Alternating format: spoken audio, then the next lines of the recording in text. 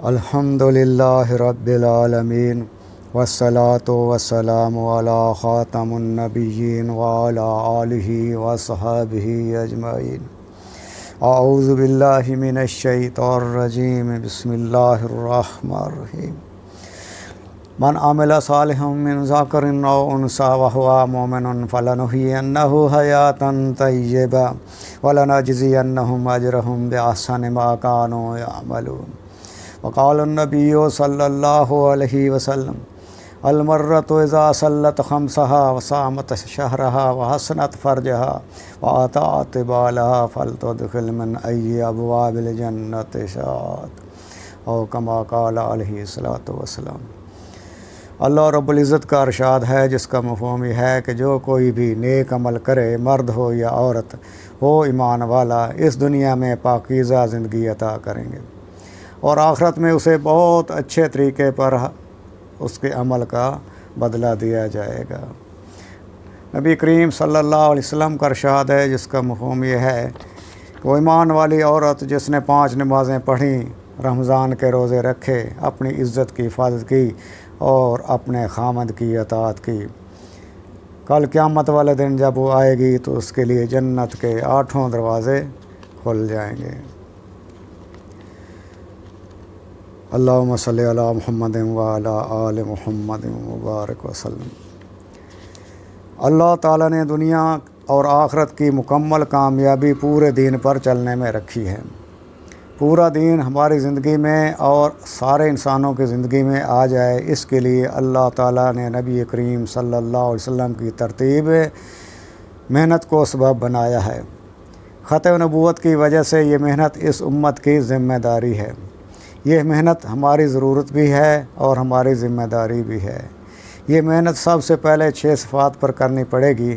یہ 6 صفات پورا دین نہیں ہیں، بلکہ اگر ان 6 صفات کی محنت کی جائے تو انشاءاللہ تعالیٰ پورے کے پورے دین پر چلنا آسان ہو جائے گا۔ حضور صلی اللہ علیہ وسلم کی ترتیب محنت بھی اسی طرح تھی کہ دوسروں کو دعوت دینا، اپنے پر مشق اور عمل کرنا، اللہ تعالیٰ سے دعا کرنا۔ یہ تینوں کام سب سے پہلے 6 صفات پر کرنے ہوں گے، یعنی صفات کی دعوت دینا، مشق کرنا اور دعا کرنا۔ سب سے پہلے کلمہ طیبہ کی محنت ہے، لا الہ الا اللہ محمد الرسول اللہ۔ اللہ کے سوا کوئی عبادت کے لائق نہیں، محمد صلی اللہ علیہ وسلم اللہ کے رسول ہیں۔ یہ کلمہ معرفت بھی ہے اور کلمہ عبدیت بھی ہے۔ ساری کی ساری کامیابیاں صرف اللہ کے ہاتھ میں ہیں۔ اللہ کی ذات حقیقی ذات ہے، باقی سب کو اللہ تعالیٰ نے پیدا کیا ہے۔ اللہ کی صفات حقیقی صفات ہیں، باقی ساری صفات کو اللہ نے پیدا کیا ہے۔ اللہ نے ہماری اور ساری دنیا کے انسانوں کی دونوں جہانوں کی کامیابی صرف اپنے حکم کو رسول اللہ صلی اللہ علیہ وسلم کے طریقوں سے پورا کرنے میں رکھی ہے۔ اس کا یقین دلوں میں اتر جائے، اللہ جل شانہ کی ذات عالی سے تعلق پیدا ہو جائے اور اس کی قدرت سے براہ راست استفادہ ہو۔ اس کے لیے حضور صلی اللہ علیہ وسلم ایک طریقہ لے کر آئے ہیں۔ جب یہ طریقہ اور سلیقہ زندگیوں میں آئے گا تو پھر اللہ تعالیٰ ہر حال میں کامیابی عطا کر کے دکھائیں گے۔ کلمہ میں اپنے یقین، اپنے جذبے اور اپنے طریقے کو بدلنے کا مطالبہ ہے۔ اللہ تعالیٰ کے پاس چیزوں اور حالات کے لامحدود خزانے ہیں۔ اللہ تعالیٰ چیزوں کے اور حالات کے پیدا کرنے والے ہیں اور اپنی قدرت سے جو چاہتے ہیں کرتے ہیں اور کرنے میں کسی مخلوق کے محتاج نہیں ہیں۔ اللہ صمد ہے یعنی بے نیاز، اللہ علیم ہے یعنی جاننے والا ہے، بصیر ہے دیکھنے والا ہے، سمیع ہے سننے والا ہے، وہ رزاق ہے تمام مخلوق کو روزی دینے والا ہے، وہ خالق ہے پیدا کرنے والا ہے، آگ سے جنات پیدا کیے، پانی کے اندر مچھلیاں اور دوسرے آبی جاندار پیدا کیے، ہوا کے اندر انسان، چرند پرند درندے پیدا کیے، مٹی کے اندر حشرات الارض اور نور سے فرشتے پیدا کیے۔ وہ زندگی، موت اور زمین و آسمان کو پیدا کرنے والا ہے، چاند، سورج، ستارے، سیارے، سمندر، پہاڑوں کو پیدا کرنے والا اور بنانے والا ہے۔ عزت اور ذلت کا فیصلہ کرنے والا ہے، ہر چیز پر قادر ہے اور ہر چیز اس کے قبضہ قدرت میں ہے۔ اللہ کے پاس غیب کے خزانے ہیں، جو کچھ خشکی اور تری میں ہیں وہ سب اس کے علم میں ہیں۔ کوئی پتا بھی گرتا ہے تو وہ اس کو جانتا ہے، کوئی ذرہ یا دانہ زمین کی تاریکیوں میں کہیں گہرائیوں میں پڑا ہے، یا کوئی بھی تر اور خشک چیز ایسی نہیں ہے مگر وہ اس کی روشن کتاب میں لکھی ہوئی ہے۔ یہاں تک کہ ایک کالی چونٹی کالی رات میں کالے پتھر کے نیچے چل رہی ہو، وہ اس کے علم میں ہے۔ اس کو دیکھتا ہے اور اس کی حرکت کو سنتا ہے، اس کو رزق دیتا ہے۔ اس کے چھوٹے سے دماغ میں جو خیال اور سوچ ہے وہ اس سے بھی باخبر ہے۔ اللہ سبحانہ تعالیٰ ایسی پاک ذات ہے جس کو نہ اس جہاں میں دنیا کی آنکھیں دیکھ سکتی ہیں، نہ کسی کے وہم و گمان کی اس حد تک رسائی ہو سکتی ہے۔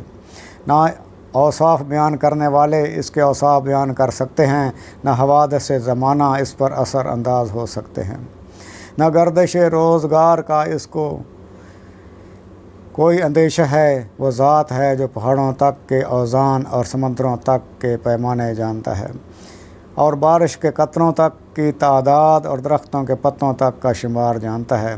رات اپنی تاریکیوں میں جن چیزوں کو چھپا لیتی ہے اور دن جن چیزوں کو روشن کرتا ہے، ان کی گنتی جانتا ہے۔ نہ ایک آسمان دوسرے آسمان کو اس سے چھپا سکتا ہے، اور نہ ایک زمین دوسری زمین کو اس سے چھپا سکتی ہے۔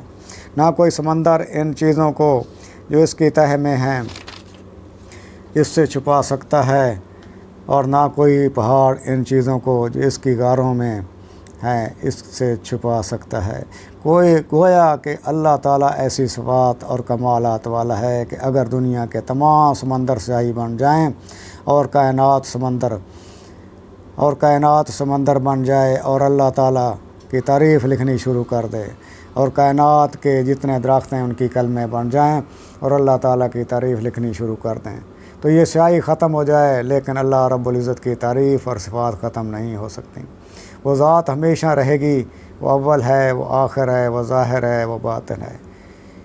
اس کو نہ اونگ آتی ہے نہ نیند آتی ہے، وہ حی القیوم ہے۔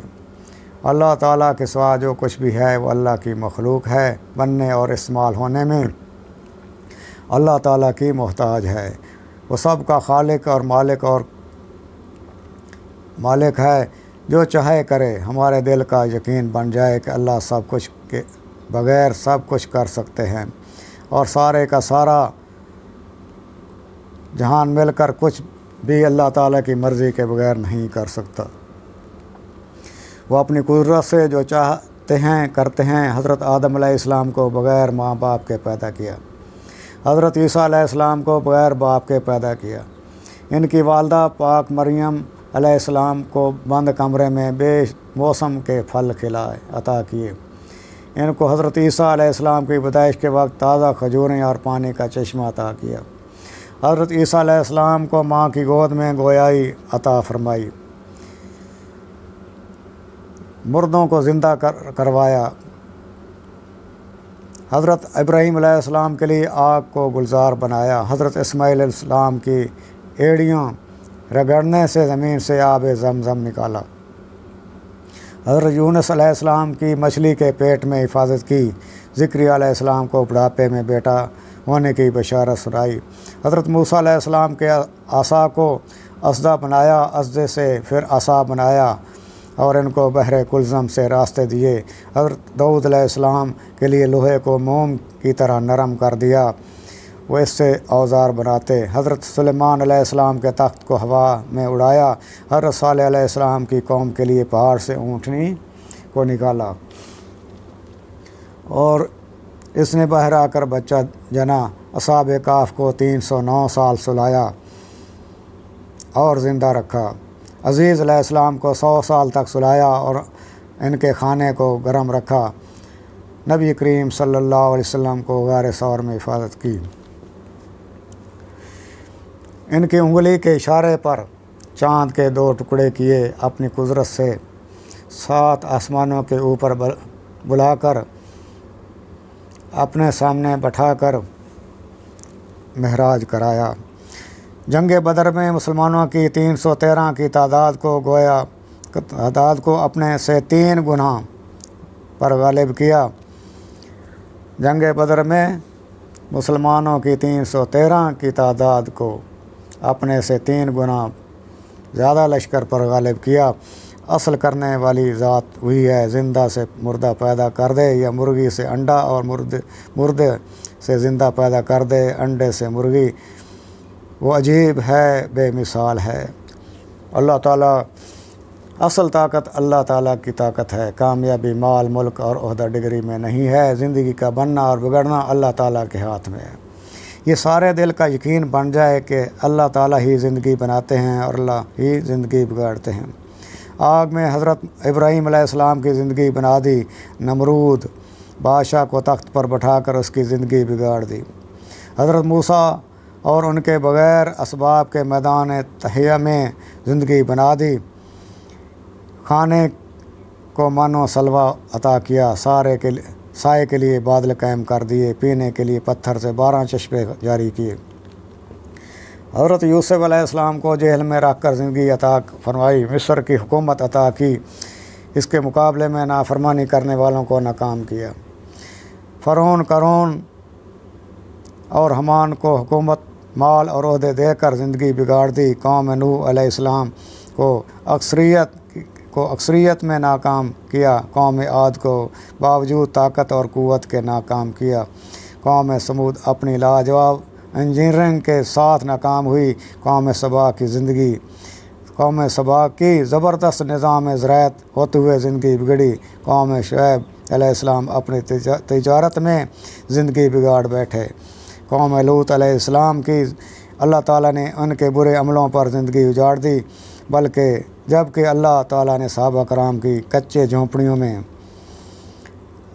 زندگی بنا دی۔ گویا کہ انسان کی زندگی کا بگڑنا اور بننا باہر کی ظاہری چیزوں میں نہیں ہے، بلکہ اس کے اندر کے یقین اور جسم سے نکلنے والے اعمال پر ہے۔ محمد الرسول اللہ صلی اللہ علیہ وسلم کا مقصد ہے کہ جس طرح ہم نے حضرت محمد صلی اللہ علیہ وسلم کی رسالت کا اقرار کیا، اسی طرح ہمیں یقین ہو جائے کہ ہماری پوری کامیابی رسول اللہ صلی اللہ علیہ وسلم کے پورے طریقوں پر چلنے میں ہے۔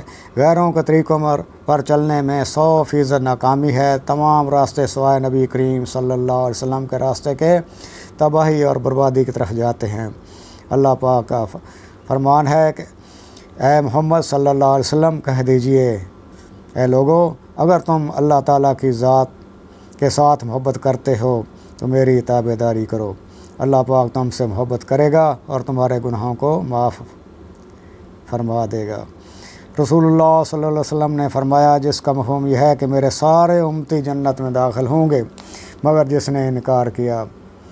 پوچھا گیا، اے اللہ کے رسول صلی اللہ علیہ وسلم، انکار سے کیا مراد ہے؟ فرمایا، جس نے میری تابع داری کی وہ جنت میں داخل ہوگا، اور جس نے میری نافرمانی کی تو اس نے انکار کیا۔ ایک دفعہ رسول اللہ صلی اللہ علیہ وسلم نے فرمایا، جس کا مفہوم یہ ہے کہ تم میں اس وقت تک کوئی کامل مومن نہیں ہو سکتا جب تک کہ اس کی خواہش اس دین کے تابع نہ ہو جائے جس سے میں لے کر آیا ہوں۔ کلمہ کے فضائل ہیں۔ کلمہ لا الہ الا اللہ محمد الرسول اللہ تمام اذکار سے افضل ترین ذکر ہے۔ اس کے بے انتہا فضائل ہیں۔ رسول اللہ صلی اللہ علیہ وسلم کا ارشاد ہے، جس کا مفہوم یہ ہے کہ لا الہ الا اللہ کی گواہی دینا جنت کی کنجی ہے۔ نبی کریم صلی اللہ علیہ وسلم نے فرمایا، جس نے اخلاص کے ساتھ لا الہ الا اللہ پڑھا وہ جنت میں داخل ہوگا۔ پوچھا گیا، کلمہ کے اخلاص کی علامت کیا ہے؟ فرمایا، یہ کلمہ اسے حرام کاموں سے روک دے۔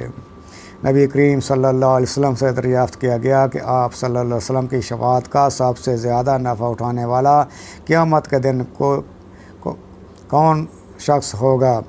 آپ صلی اللہ علیہ وسلم نے ارشاد فرمایا کہ سب سے زیادہ سعادت مند اور نفع اٹھانے والا میری شفاعت کے ساتھ وہ شخص ہوگا کہ وہ دل کے خلوص کے ساتھ لا الہ الا اللہ کہے۔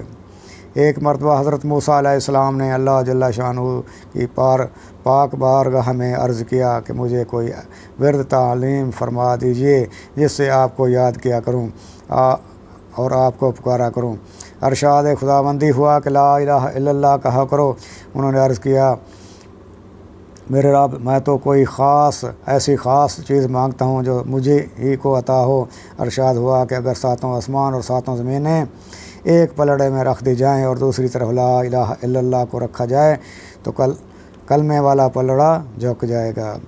رسول اللہ صلی اللہ علیہ وسلم کا ارشاد ہے کہ کوئی بندہ ایسا نہیں کہ لا الہ الا اللہ کہے اور اس کے لیے آسمانوں کے دروازے نہ کھل جائیں، یہاں تک کہ یہ کلمہ سیدھا عرش تک پہنچتا ہے، بشرطے کہ کبیرہ گناہوں سے بچتا رہے۔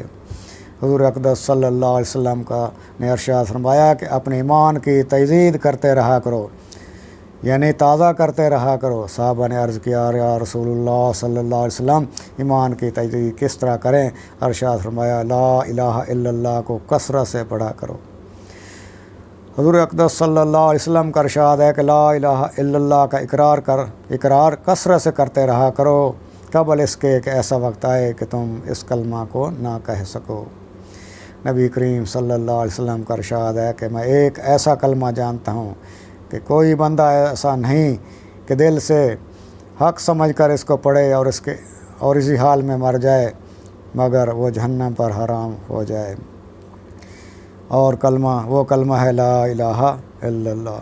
نبی کریم صلی اللہ علیہ وسلم کا پاک ارشاد ہے جو بھی بندہ کسی بھی وقت دن میں یا رات میں لا الہ الا اللہ کہتا ہے تو مال نامہ میں سے برائیاں مٹ جاتی ہیں اور اس کی جگہ نیکیاں لکھی جاتی ہیں۔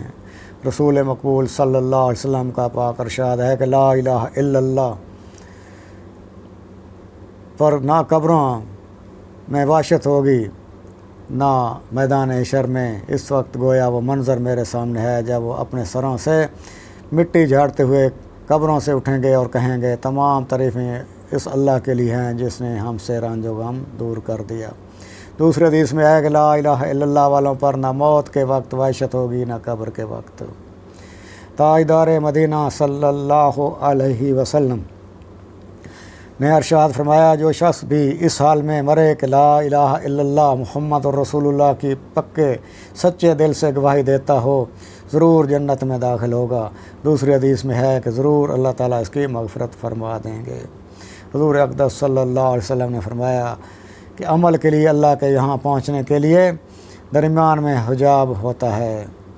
فرمایا کہ عمل کے لیے اللہ کے یہاں پہنچنے کے لیے درمیان میں حجاب ہوتا ہے مگر لا الہ الا اللہ اور باپ کی دعا بیٹے کے لیے ان دونوں کے لیے کوئی حجاب نہیں۔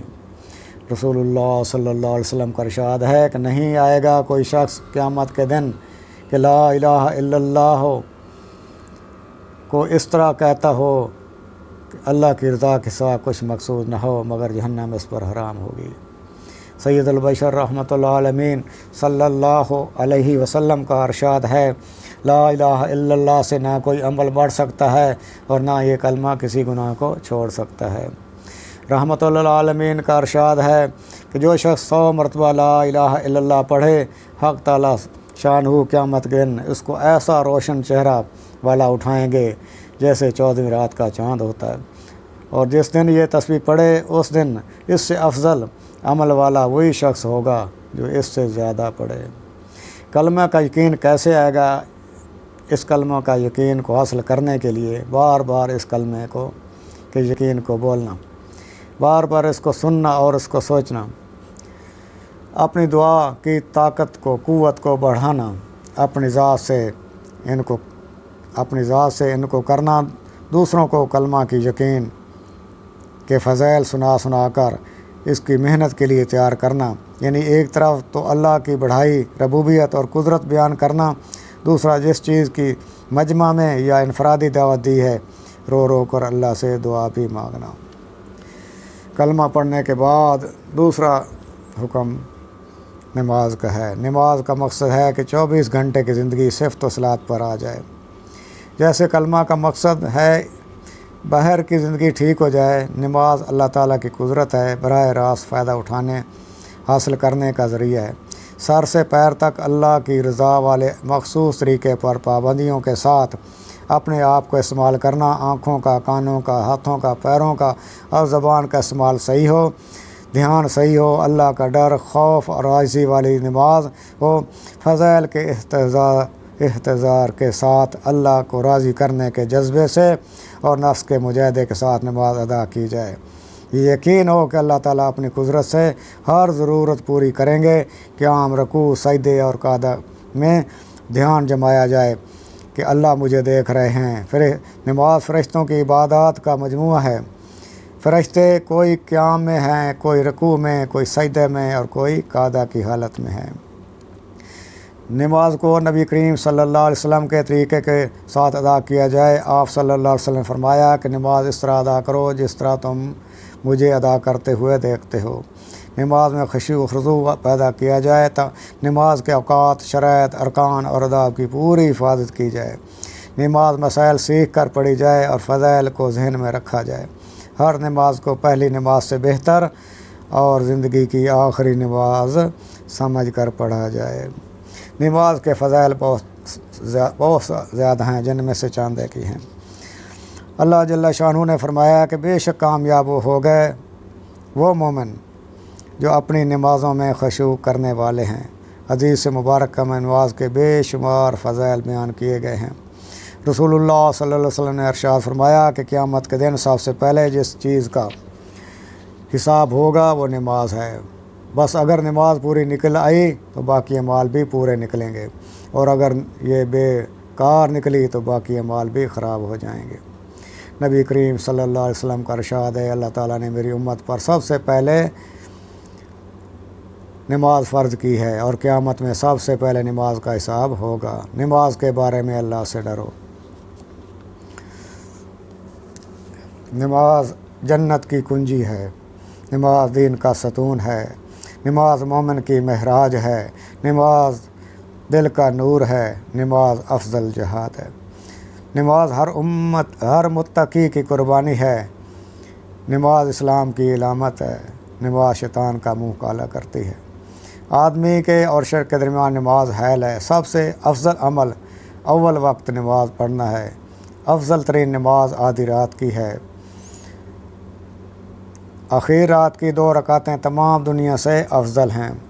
نماز کا مرتبہ دین میں ایسا ہے جیسا کہ سر کا درجہ بدن میں۔ جب آدمی نماز میں داخل ہوتا ہے تو اللہ تعالیٰ اس کی طرف پوری توجہ فرماتے ہیں۔ جب آدمی نماز کے لیے کھڑا ہوتا ہے تو جنت کے دروازے کھل جاتے ہیں۔ اللہ اور نمازی کے درمیان پردے ہٹ جاتے ہیں جب تک وہ کھانسی وغیرہ میں مشغول نہ ہو۔ ایک دفعہ نبی کریم صلی اللہ علیہ وسلم سردی کے موسم میں باہر تشریف لائے اور پتے درختوں پر سے گر رہے تھے۔ آپ صلی اللہ علیہ وسلم نے ایک درخت کی ٹہنی ہاتھ میں لی، اس کے پتے اور بھی گرنے لگے۔ آپ صلی اللہ علیہ وسلم نے فرمایا، مسلمان جب اخلاص کے ساتھ نماز پڑھتا ہے تو اس کے گناہ ایسے جھڑتے ہیں جیسے درخت کے پتے۔ حضور اقدس صلی اللہ علیہ وسلم کا ارشاد ہے، 5 نمازوں کی مثال ایسی ہے کہ کسی کے دروازے پر ایک نہر ہو جس کا پانی جاری ہے اور گہرا ہو، اور وہ اس میں 5 وقت غسل کرے۔ حضور اکرم صلی اللہ علیہ وسلم کا ارشاد ہے، حق تعالی شانہ نے ارشاد فرمایا ہے کہ میں نے تمہاری امت پر 5 نمازیں فرض کی ہیں، اور اس کا میں نے اپنے لیے عہد کر لیا ہے کہ جو شخص ان 5 نمازوں کو ان کے وقت پر ادا کرنے کا اہتمام کرے اس کو اپنی ذمہ داری پر جنت میں داخل کروں گا، اور جو ان نمازوں کا اہتمام نہ کرے تو مجھ پر اس کی کوئی ذمہ داری نہیں ہے۔ حضور اکرم صلی اللہ علیہ وسلم کا ارشاد ہے، جس کا مفہوم یہ ہے کہ جو شخص 40 دن تک اخلاص کے ساتھ اس طرح نماز پڑھے کہ تکبیر اولیٰ فوت نہ ہو تو اس کو 2 پروانے ملتے ہیں، ایک پروانہ جہنم سے چھٹکارے کا اور دوسرا نفاق سے بری ہونے کا۔ حضور اکرم صلی اللہ علیہ وسلم کا ارشاد ہے، جس کا مفہوم یہ ہے کہ جو شخص نماز کا اہتمام کرے تو نماز اس کے لیے قیامت کے دن نور ہوگی اور حساب پیش ہونے کے وقت حجت ہوگی اور نجات کا سبب ہوگی، اور جو شخص نماز کا اہتمام نہ کرے اس کے لیے قیامت کے دن نہ تو نور ہوگا، نہ اس کے پاس کوئی حجت ہوگی اور نہ نجات کا کوئی ذریعہ۔ اس کا حشر فرعون، حامان اور ابی بن خلف کے ساتھ ہوگا۔ ارشاد فرمایا، جو لوگ اندھیروں میں مسجدوں میں بکثرت جاتے ہیں ان کو قیامت کے دن پورے پورے نور کی خوشخبری سنا دیں۔ حضور اکرم صلی اللہ علیہ وسلم کا قول ہے جس کا مفہوم یہ ہے جس شخص کی ایک نماز بھی فوت ہو گئی تو ایسے ہے گویا اس کے گھر والے مال و دولت سب چھین لیا گیا ہو۔ حضور اکرم صلی اللہ علیہ وسلم کا پاک ارشاد ہے جس کا مفہوم یہ ہے جو شخص اچھی طرح وضو کرے اور پھر فرض نماز پڑھے تو حق تعالیٰ شانہ اس دن وہ گناہ جو چلنے سے ہوئے ہوں، وہ گناہ جس کو اس کے ہاتھوں نے کیا ہو، وہ گناہ جس کو اس کی آنکھوں سے نے کیا ہو، اور وہ گناہ جو اس کے دل میں پیدا ہوئے ہیں، سب معاف فرما دیتے ہیں۔ نماز کا حکم اسلام میں بہت محترم بشان عمل ہے، مسلمان کی پہچان ہے، اس کو خشوع اور خضوع سے ادا کیا جائے، باجماعت نماز کی پابندی کی جائے، انفرادی اوقات میں نوافل میں لمبی لمبی رکعتیں پڑھی جائیں، دوسروں کو نماز کی دعوت دی جائے کہ کوئی بھی بالغ مرد عورت معاشرے میں بے نمازی نہ رہے، اللہ سے مقبولیت کی دعا کی جائے۔ نماز کے لیے علم اور دھیان بہت ضروری ہے۔ علم کے معنی ہے جاننا، مقصد یہ ہے کہ حال کا امر پہچانا جائے، یعنی میرے اللہ اس وقت مجھ سے کیا چاہتے ہیں۔ علم کا مقصد یہ ہے کہ ہم میں تحقیق کا جذبہ پیدا ہو جائے، ہم دین کا علم اتنا سیکھیں کہ ہر کام کو اللہ کے حکم اور نبی کے سنت طریقے کے مطابق کر سکیں، حقوق اور فرائض پہچان سکیں، جائز اور ناجائز، حلال اور حرام کی تمیز کر سکیں۔ اللہ تعالیٰ فرماتے ہیں کہ وہ لوگ جو علم رکھتے ہیں اور جو لوگ علم نہیں رکھتے وہ کبھی مقام اور مرتبہ کے لحاظ سے برابر نہیں ہو سکتے۔ دین کے علم حاصل کرنے کی فضیلتیں لامحدود ہیں۔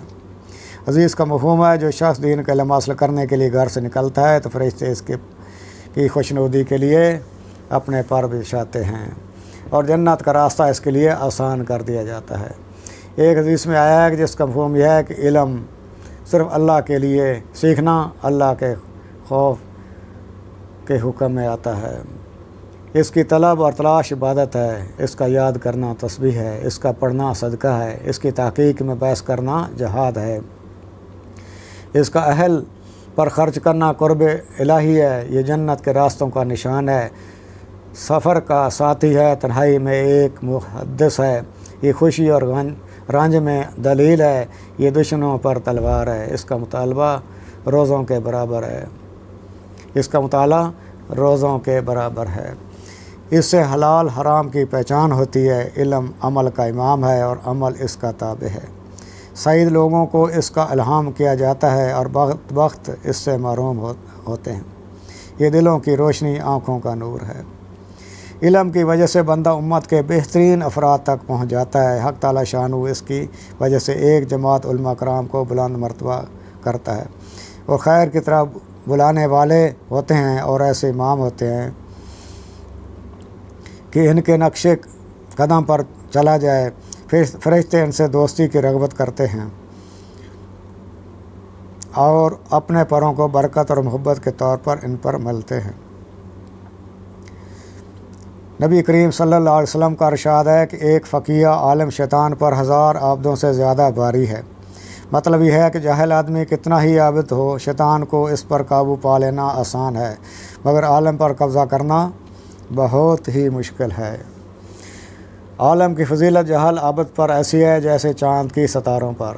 انبیاء کرام علیہ الصلوۃ والسلام اپنے ورثہ میں روپیہ پیسہ نہیں چھوڑا کرتے بلکہ ان کا ورثہ علم ہوا کرتا ہے، جس سے علم حاصل کر لیا وہ بہت بڑے حصہ کا مالک ہو گیا، جس نے علم حاصل کر لیا وہ بہت بڑے حصہ کا مالک ہو گیا۔ حضور اکرم صلی اللہ علیہ وسلم کا ارشاد ہے کہ ابو ذر اگر تو صبح جا کر ایک آیت کلام پاک شریف کی سیکھ لے تو 100 نوافل رکعت سے افضل ہے، اور اگر ایک باب دین کا سیکھ لے خواہ وہ اس وقت وہ معمول با ہو یا نہ ہو تو 1000 نوافل رکعت نفل پڑھنے سے افضل ہے۔ حضور اکرم صلی اللہ علیہ وسلم کا ارشاد ہے جس کا مفہوم یہ ہے تم میں سے بہتر وہ ہے جو قرآن سیکھے اور سکھائے۔ ایک روایت کا مفہوم ہے کہ طالب علم کو اگر اپنی صحیح میں کامیاب ہو گیا اور علم حاصل کر لیا تو دوہرا اجر ملتا ہے، وگرنہ ایک اجر تو اس کا کہیں گیا ہی نہیں۔ علم کے ساتھ ساتھ ذکر کرنا بہت ضروری ہے۔ ذکر کا مقصد ہے کہ اللہ تبارک تعالیٰ کی ذات کا دھیان نصیب ہو جائے۔ حال کا امر معلوم کر کے اللہ کے دھیان کے ساتھ اپنے آپ کو اس پہ لگا دینا، یہ ذکر ہے۔ قرآن مجید میں ہے کہ اللہ تعالیٰ کو کثرت سے یاد کرو تاکہ تم کامیابی پا سکو۔ دوسری جگہ ہے کہ اللہ کا ذکر کثرت سے کرو، صبح شام اس کی تسبیح کرو۔ اللہ تعالیٰ کا ذکر کے فضائل قرآن مجید میں اور احادیث مبارکہ میں بے شمار آئے ہیں۔ فرمایا کہ جنت کے 8 دروازے ہیں، ان میں سے ایک ذکر کرنے والوں کے لیے ہے، ذاکرین اس میں سے مسکراتے ہوئے داخل ہوں گے۔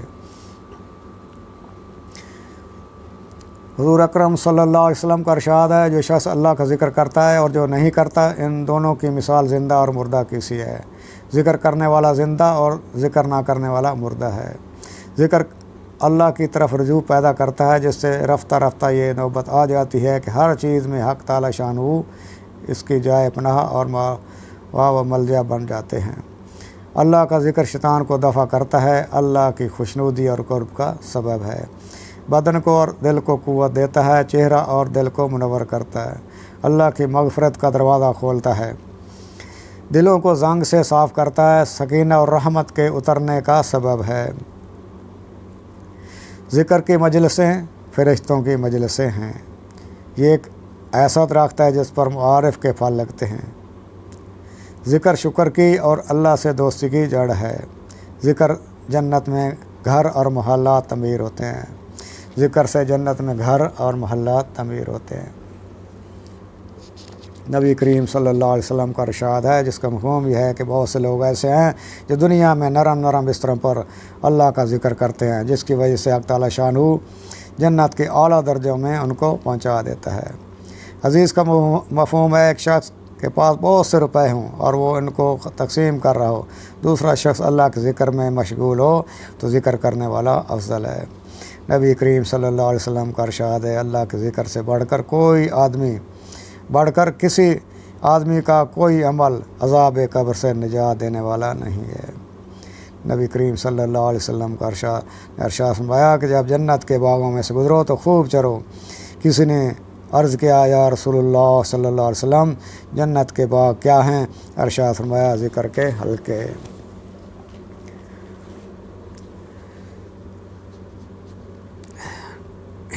لہٰذا ہمیں چاہیے کہ ہم ہر وقت اللہ تعالیٰ کا ذکر کریں تاکہ اللہ کی ذات کا دھیان نصیب ہو۔ خصوصاً صبح شام ورد کی پابندی کریں، کم از کم 3 مندرجہ ذیل 3 تسبیحات صبح شام اہتمام سے کریں۔ کلمہ طیبہ، تیسرا کلمہ درود پاک اور استغفار، ان تینوں اذکار کی بہت فضیلت آئی ہے۔ تیسرا کلمہ آپ صلی اللہ علیہ وسلم کے قول کے مفہوم ہے کہ سبحان اللہ کا ثواب احد پہاڑ سے زیادہ ہے، لا الہ الا اللہ کا ثواب احد پہاڑ سے زیادہ ہے، الحمدللہ کا ثواب احد پہاڑ سے زیادہ ہے، اللہ اکبر کا ثواب احد پہاڑ سے زیادہ ہے۔ ایک دفعہ حضور صلی اللہ علیہ وسلم نے حضرت ام ہانی سے فرمایا، سبحان اللہ 100 مرتبہ پڑھ کر اس کا ثواب ایسا ہے گویا تم نے 100 غلام عرب آزاد کیے۔ الحمدللہ 100 مرتبہ پڑھ کر اس کا ثواب ایسا ہے گویا تم نے 100 گھوڑے مہ سامان لگام وغیرہ جہاد میں سواری کے لیے دیے، اور اللہ اکبر 100 مرتبہ پڑھا کر یہ ایسا ہے گویا تم نے 100 اونٹ قربانی کیے اور وہ قبول ہو گئے، اور لا الہ الا اللہ 100 مرتبہ پڑھا کرو، اس کا ثواب تمام آسمان و زمین کے درمیان خلا کو بھر دیتا ہے۔ اس سے بڑھ کر کوئی عمل نہیں جو مقبول ہو۔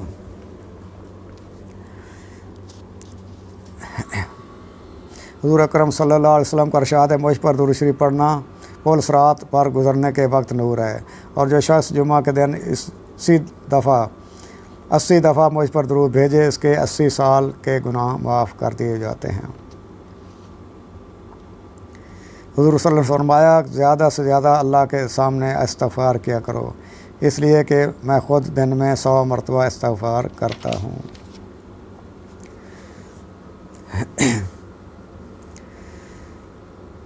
اس اکرام مسلم، اس کا مقصد یہ ہے کہ ہر مسلمان کا بحیثیت حضور صلی اللہ علیہ وسلم کا امتی ہونے کے اکرام کرنا، دل سے عزت اور احترام کرنا، حقوق سے بڑھ کر دوسروں کے حقوق ادا کرنا، مسلمان کی قیمت دل میں ہو، بڑوں کا احترام، چھوٹوں پر شفقت، علماء کرام کی قدر ہمارے دل میں ہو، ہمارے ذمے جتنے حقوق ہیں ادا کریں، اپنی خامیاں دیکھیں، دوسروں کی خوبیاں دیکھیں۔ اللہ راضی ہوتے ہیں لا کلمہ اور نماز سے، اللہ کے بندے راضی ہوتے ہیں احسان اور اخلاص سے۔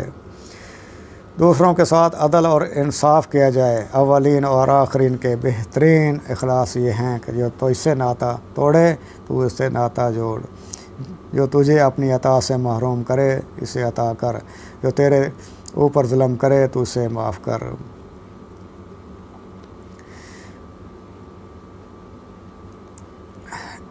حضرت ابو درداء نے رضی اللہ تعالیٰ نے ارشاد فرمایا کہ تم کسی چھوٹی سے چھوٹی نیکی کو حقیر سمجھ کر ترک نہ کیا کرو، اور کچھ نہ ہو سکے تو اپنے مسلمان بھائی سے خندہ پیشانی کے ساتھ ملاقات ہی کر لیا کرو۔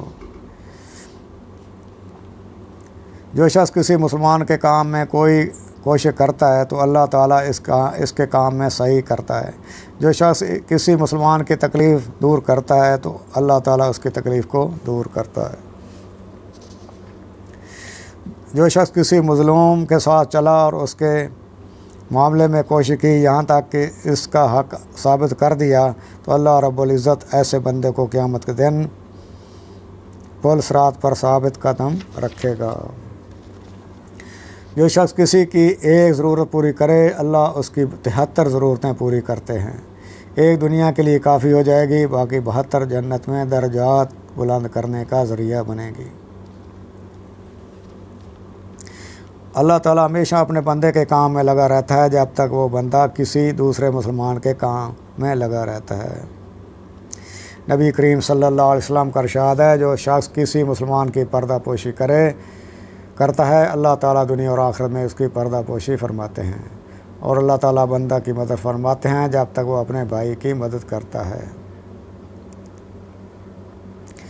نبی کریم صلی اللہ علیہ وسلم کا ارشاد ہے جس کا مفہوم یہ ہے جو شخص ایسے وقت میں مسلمان کی مدد نہ کرے کہ اس کی آبرو ریزی ہو رہی ہو تو اللہ تعالیٰ اس کی مدد سے ایسے وقت احراز فرماتے ہیں جب وہ مدد کا محتاج ہو۔ حضرت علی رضی اللہ تعالیٰ عنہ کا ارشاد حضرت علی رضی اللہ تعالیٰ عنہ کا ارشاد ہے کہ کسی مسلمان کی ایک ضرورت پوری کر دوں یہ مجھے زمین بھر سونا چاندی ملنے سے زیادہ محبوب ہے۔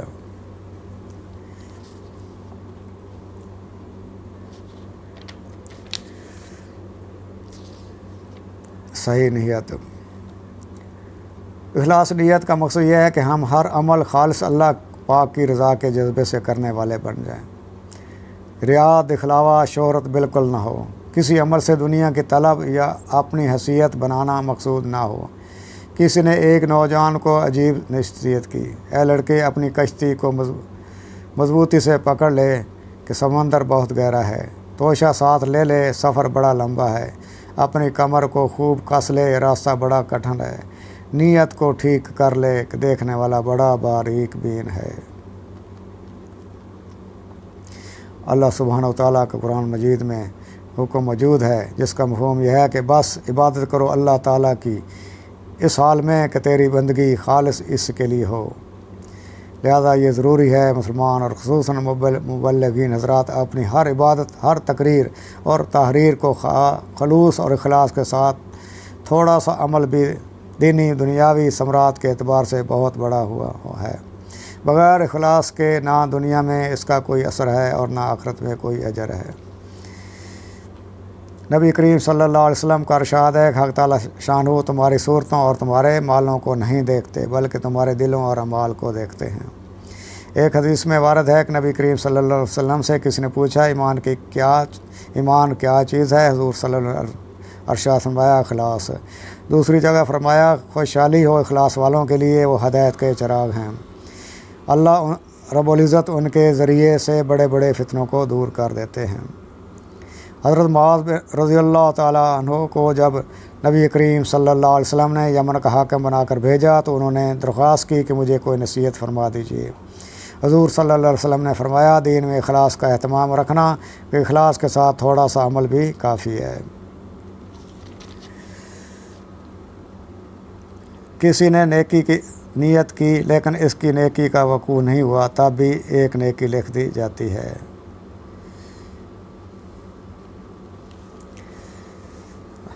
اللہم صلی علی محمد وعلی آل محمد وبارک۔ بھائی یہ ساری صفات میرے اندر، آپ کے اندر، دنیا کے پورے مسلمانوں کے اندر آ جائیں اور تمام انسانوں کے اندر آ جائیں، اس کے لیے دعوت تبلیغ ضروری ہے۔ اس کا مقصد یہ ہے کہ ہم دین کو سیکھتے ہوئے اس پر عمل کرتے ہوئے دوسروں پر اس کی محنت کریں۔ حضور صلی اللہ علیہ وسلم کی ختم نبوت کے سفیل پوری امت کو دعوت والا کام ملا ہے۔ اس کے لیے نبیوں والی طرز پر ہم اپنی جان، مال اور وقت کے ساتھ اللہ کے راستے میں نکلیں اور لوگوں کو اللہ اور اس کے رسول کی طرف بلائیں تاکہ پورا دین پوری دنیا میں پھیلے اور زندہ ہو۔ اللہ رب العزت خود قرآن مجید میں ارشاد فرماتے ہیں، اے محمد لوگوں کو سمجھاتے رہیے کیونکہ سمجھانا ایمان کو نفع دیتا ہے۔ اے محمد کہہ دیجئے یہ ہے میرا راستہ، بلاتا ہوں اللہ کی طرف حکمت بصیرت کے ساتھ، میں بھی اور جس نے میری اتباع کی۔ اے محمد اپنے متعلقین کو بھی نماز کا حکم کرتے رہیے اور خود بھی اس پر پابند رہیے۔ ہم آپ سے معاش نہیں چاہتے، معاش تو آپ کو ہم دیں گے اور بہتر انجام تو پرہیزگاری ہے۔ اللہ رب العزت کا ارشاد ہے جس کا مفہوم یہ ہے اور اس سے بہتر کس کی بات ہو سکتی ہے جو خدا کی طرف بلائے اور نیک عمل کرے اور کہے میں فرما برداروں میں سے ہوں۔ اور مومن مرد اور مومن عورتیں ایک دوسرے کے مددگار ہیں، نیک بات سکھلاتے ہیں اور برائی سے منع کرتے ہیں۔ دعوت اور تبلیغ کے فضائل۔ رسول اللہ صلی اللہ علیہ وسلم نے فرمایا اللہ پاک کے راستے میں ایک صبح ایک شام گزارنا دنیا اور معافیت سے بہتر ہے۔ نبی کریم صلی اللہ علیہ وسلم کا ارشاد ہے کہ ایک ہی شخص پر اللہ کے راستے کا گرد و غبار اور جہنم کا دھواں جمع نہیں ہو سکتے۔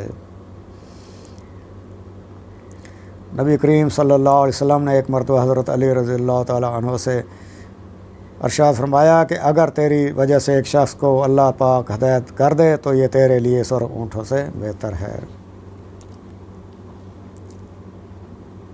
نبی کریم صلی اللہ علیہ وسلم نے دعا دی ہے اپنے اس امتی کو، فرمایا کہ خوشخرم رہے، سرسبز رہے وہ شخص جو میری بات کو سنے، اس کو محفوظ کرے اور من و عن اس کو دوسروں تک پہنچائے۔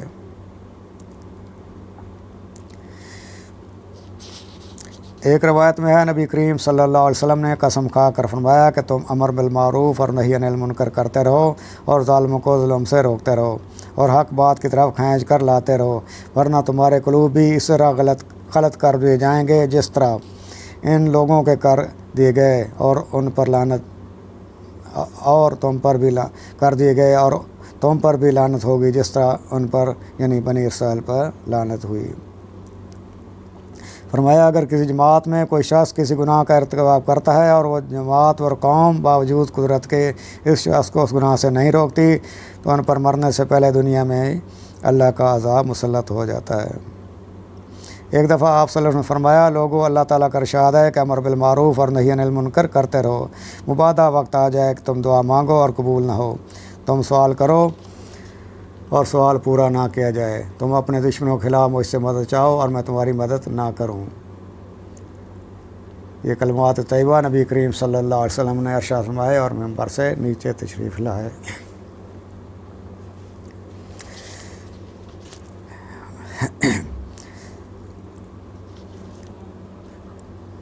اللہ رب العزت نے ہم سب کی دنیا اور آخرت کی کامیابی دین کے اندر رکھی ہے اور دین آئے گا ہماری زندگی میں محنت سے۔ یہ محنت صحابہ کرام نے کی ہے، اس کے بعد صحابیات نے کی ہے اور آج کل کے زمانے کی عورتیں بھی اس محنت میں لگی ہوئی ہیں۔ صحابیات کی قربانیاں، حضرت سمیہ وہ پہلی خاتون ہیں جو دین کی خاطر شہید کر دی گئی۔ ان کا خامد حضرت یاسر اور بیٹا عمار بھی اس کام کے لیے ستائے گئے اور انہوں نے بھی اپنی جانیں قربان کر دیں۔ حضرت خنسہ رضی اللہ تعالیٰ عنہ مشہور عربی شاعرہ تھیں۔ ان کے 4 بیٹے تھے۔ جنگ سے پہلے ان کو جان دینے کی ترغیب دی اور اگلے دن 4 بیٹے شہید ہوئے۔ اس پر فخر کیا کہ میں اپنے 4 شہید بیٹوں کے ساتھ جنت میں داخل ہوں گی۔ حضرت زنیرہ رضی اللہ تعالیٰ عنہ کی آنکھیں اللہ کے راستے میں ضائع ہوئیں۔ ایک صحابیہ رضی اللہ تعالیٰ عنہ عورت اپنے چھوٹے بیٹے کو نبی کریم صلی اللہ علیہ وسلم کی خدمت میں لائیں اور عرض کیا، یا رسول اللہ صلی اللہ علیہ وسلم، اس کو جہاز میں لے جائیں۔ آپ صلی اللہ علیہ وسلم فرمایا، اس کا ہم کیا کریں گے؟ اس عورت نے عرض کیا، کسی مجاہد کے ہاتھ میں دے دینا تاکہ وہ تلوار کا حملہ اس میرے بیٹے کے جسم پر روکے۔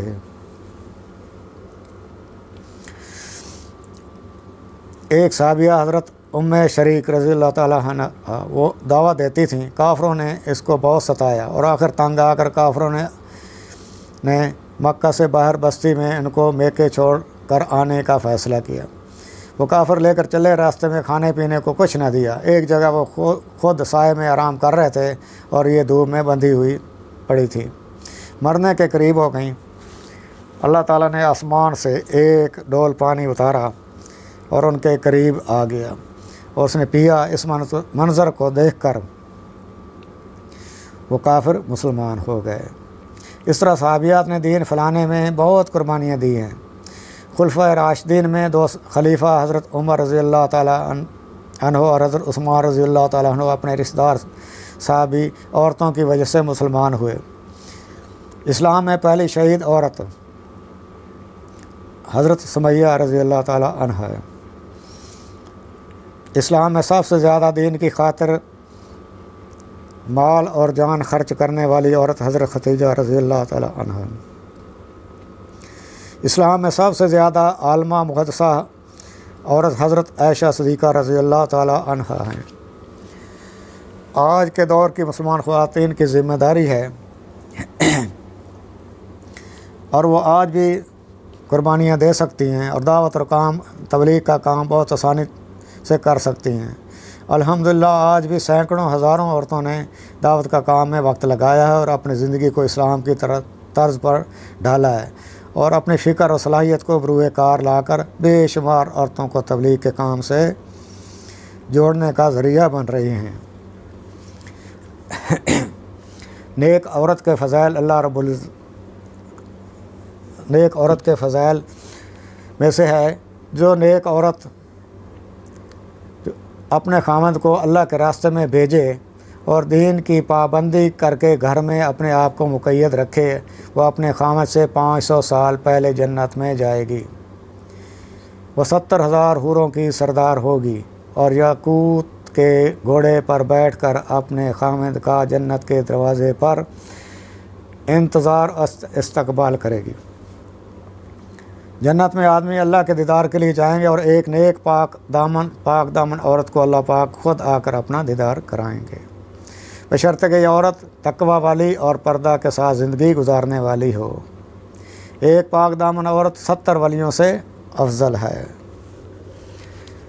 جو عورت نماز روزہ کی پابند ہو، اپنے شرمگاہ کی حفاظت کرے اور اپنے خاوند کی اطاعت گزار ہو تو اس کے لیے کو اختیار ہے کہ جنت کے 8 دروازوں میں سے جس دروازے میں سے چاہے داخل ہو جائے۔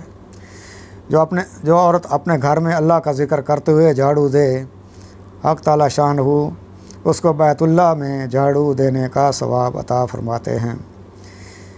جب خاوند گھر واپس آئے اور عورت کو خوش آمدید کہے اور اس نے اپنے خاوند کی غیر موجودگی میں کوئی خیانت نہ کی ہو تو اس کو 12 سال کی نفلی نماز کا اجر ملتا ہے۔ جیسے صحابیات نے دین کی خاطر بہت قربانیاں دی ہیں، اسی طرح دوسری مسلمان خواتین کا بھی حق بنتا ہے کہ وہ بھی دعوت تبلیغ کا کام کریں تاکہ اللہ تعالیٰ دنیا اور آخرت میں کامیابیوں سے نوازے۔ اس کے لیے اپنے نام پیش کریں، 3 یوم 15 یوم کے لیے نام لکھوائیں، چلہ اور 4.5 مہینے کے لیے اپنے محرم مردوں کے ساتھ کے نام لکھوائیں، 1 چلہ 3 چلہ 7 ماہ سال کے لیے لکھوائیں۔ گھروں میں باقاعدگی سے تعلیم کی نیت کریں اور باقاعدگی سے تعلیم کرایا کریں، اور گھروں میں تبلیغی مشورہ بھی کیا جائے۔ اللہ تعالی ہم سب کو عمل کی توفیق عطا فرمائے۔ وما علینا۔